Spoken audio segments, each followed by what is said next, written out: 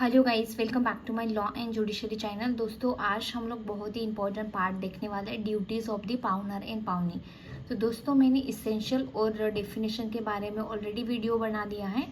तो आज के लेक्चर में हम खाली ड्यूटीज़ और लाइबिलिटीज़ के द्वारा ये स्लाइड्स कंप्लीट करेंगे। तो दोस्तों, यहाँ पे हम लोग ओनली ड्यूटीज़ देखेंगे, क्योंकि ड्यूटीज़ में 2 पार्ट है, पाउनर एंड पाउनी के दोनों। इसके लिए से कोई भी कन्फ्यूजन नहीं होना चाहिए, इसके वजह से हम लोग सेपरेट वीडियो बना लेते हैं। तो दोस्तों, ड्यूटीज़ ऑफ पाउनर। तो पाउनर की क्या क्या ड्यूटीज़ हो सकती है इन कॉन्ट्रैक्ट ऑफ प्लेज। तो दोस्तों, पहला पार्ट है compensate expenses, to compensate expenses.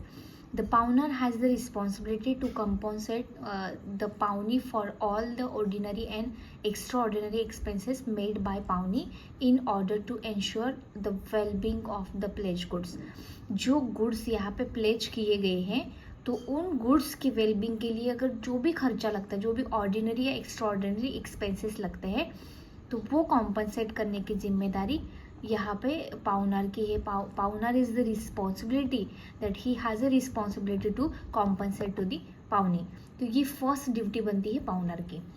Then second duty है to repay the entire amount due along with interest. तो दोस्तों, यहाँ पे हम लोग देख लेते हैं।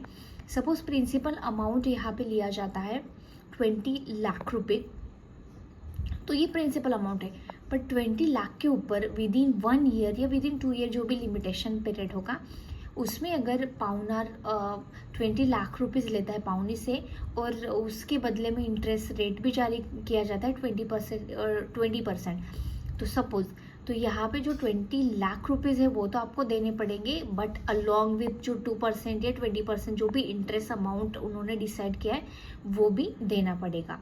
तो ये सेकेंड ड्यूटीज बनती हैं। The pawnor has to repay the amount which is due to the pawnee, and this amount is the total of the principal amount as well as any interest accrued on the amount during the course of contract. Then to disclose all the fault of the goods. तो दोस्तों, to disclose, अगर वो goods जो pledge करने वाले हैं उनमें अगर किसी भी तरह का फॉल्ट है, तो वो पहले से ही पाउनर ने बताना है पाउनी को। बट यहाँ पे पाउनर बता नहीं पाया, उसके वजह से if the pawnee incurs any loss later due to those faults, the pawnor will be the liable for those। अगर यहाँ पे पाउनी को कुछ भी वो डिफ़ॉल्ट ऑफ गुड्स के लिए कुछ भी यहाँ पे प्रॉब्लम होता है, तो पाउनर ही लाइबल माना जाएगा। Then duties of the pawnee. तो 3 ड्यूटीज़ हमने पाउनर की देख ली, अभी पाउनी की भी कुछ ड्यूटीज़ बनती है, तो वो इस लेक्चर में देख लेते हैं। To take reasonable care of the goods. यहाँ पे प्लेज करके, pledge according to the contract of pledge, pawnor ने जो गुड्स प्लेज किए हैं पाउनी के पास, उनकी टेक केयर करना यहाँ पे जिम्मेदारी है पाउनी की, फर्स्ट रिस्पॉन्सिबिलिटी होती है। If due to negligence of the pawnee the goods are damaged, he will be liable for the compensate to the pawner।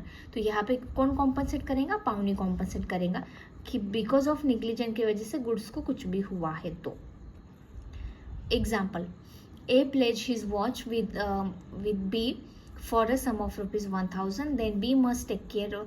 यहाँ पे वॉच प्लेज की गई है बी को, तो यहाँ पे बी की सारी जिम्मेदारी कि वो वॉच को अच्छी तरह से रखे। अगर वो वॉच को कुछ भी, वॉच शुड नॉट वर्जन और he be worse than at the time when it was pledge.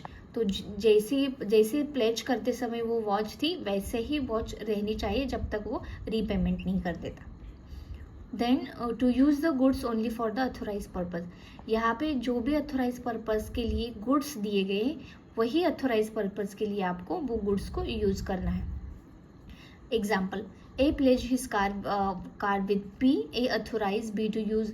यहाँ पे कार प्लेज की गई है, और क्लास जो कार प्लेज करते समय यहाँ पे दिया, स्पेसिफिक मेंशन किया है कि ये कार आपकी पर्सनल यूज़ के लिए, बट बी ने अलाउ कर दिया उसके कजिन सी को to drive the car, and car gets damage. तो यहाँ पे B will have to compensate A. यहाँ पे कुछ भी डैमेज होता है तो पाउनर को पाउनी यहाँ पे डैमेजेस देगा। Then to return the goods, अगर यहाँ पे पाउनर ने पाउनी को उसके गुड्स के बदले में जो भी लोन लिया था, जो भी अमाउंट लिया था पेमेंट ऑफ डेप्थ, अगर वो डेप्थ रीपेमेंट हो जाता है तो यहाँ पे सारे गुड्स रिटर्न करने होते हैं पाउनी को to their pawnor. Then return to profit arise from the goods, अगर वो गुड्स के बदले में कुछ भी प्रॉफिट एक्स्ट्रा अर्न किया जाता है पाउनी के द्वारा, तो वो भी पाउनर को लौटाने होंगे along with that profit amount. तो यहाँ गुड्स के साथ साथ प्रॉफिट अमाउंट, यहाँ पे X pledge his property with Y, the property was given on rent to Z, the rent received on the payment must be return to X. तो these all are the example. Another that to keep the goods separate, तो goods को क्या करना है, separate रखना है, उनके goods में मिक्स नहीं करना है। पाउनर के गुड पाउनर के साइड में रखने, पाउनी के गुड पाउन, अगर वहाँ पे कुछ मिक्स हो जाते हैं उसके वजह से कुछ